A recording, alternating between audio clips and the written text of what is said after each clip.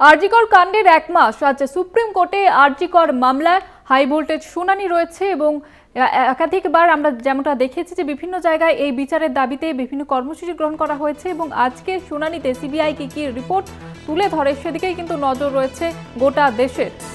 আরজিকর কাণ্ডের সুপ্রিম শুনানি আজকে রয়েছে। এর আগে আমরা দেখেছি যে গত 5 তারিখ এই শুনানির দিন ধার্য করা হয়েছিল, তবে কিছু কারণবশত সেই শুনানি হয়নি এবং অবশেষে আজকে এই শুনানি রয়েছে এবং সেদিকেই কিন্তু নজর রয়েছে গোটা দেশের। আজ সুপ্রিম কোর্টে আরজিকর মামলার হাই ভোল্টেজ শুনানির বিচারের দাবিতে তীব্রতর হচ্ছে এই আন্দোলন এবং যত দিন যাচ্ছে সেই কিন্তু আন্দোলনের ঝাঁজ বাড়ছে এবং আজকে রিপোর্টে কি তুলে ধরে সিবিআই সেদিকে কিন্তু নজর রয়েছে গোটা দেশের। বিচারের দাবিতে আন্দোলন আরও তীব্রতর হচ্ছে এবং আজকে যে শুনানি রয়েছে সেদিকে নজর রয়েছে গোটা দেশের। আমাদের সঙ্গে রয়েছে প্রতিনিধি পীযূষ কান্তি নাগ। পীযূষ কান্তি, কি জানা যাচ্ছে? দেখো, সুপ্রিম কোর্টে আজকে আরজিকর মামলার শুনানি আছে এবং প্রধান বিচারপতি সহ 3 বিচারপতির বেঞ্চে এই শুনানি। মূলত আজকে শুনানি পর্বের মূল যে বিষয়বস্তু, সিবিআই এর পক্ষ থেকে তদন্তের অগ্রগতি সংক্রান্ত একটি রিপোর্ট জমা করবে। পাশাপাশি রাজ্য সরকারের পক্ষ থেকে আরজিকরের ভাঙচুরের এবং প্রমাণ লোপাটের যে অভিযোগ উঠেছে সেই ঘটনারও প্রেক্ষিত কিন্তু একটি রিপোর্ট রাজ্যের পক্ষ থেকে জমা করবে।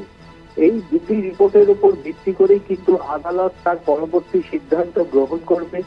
যদি সিবিআই এর রিপোর্টে সন্তোষজনক হয় তাহলে সেক্ষেত্রে কিন্তু আদালত যে সিদ্ধান্ত নেবে এবং তদন্তে যদি কোনো গাফিলতি দেখে আদালতের কাছে ধরা পড়ে তাহলে সেক্ষেত্রেও কিন্তু আদালত তদন্তকারী সংস্থাকে নতুন কোনো নির্দেশিকা জারি করতে পারে বলে আইনজ্ঞ মহলের মত।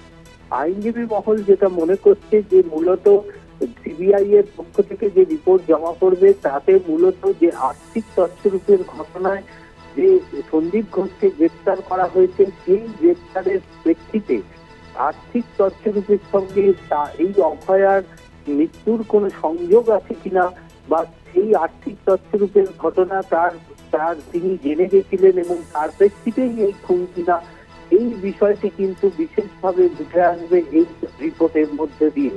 এই রিপোর্টে যদি এই বিষয়টি উল্লেখ না থাকে তাহলে সেক্ষেত্রে অভয়ার মৃত্যুর পেছনে মূল কারণ কি তার রিপোর্টে বিশেষভাবে সিবিআই কে উল্লেখ করতে হবে এবং সেই রিপোর্ট দেখে কিন্তু আদালত তার পরবর্তী সিদ্ধান্ত গ্রহণ করবে।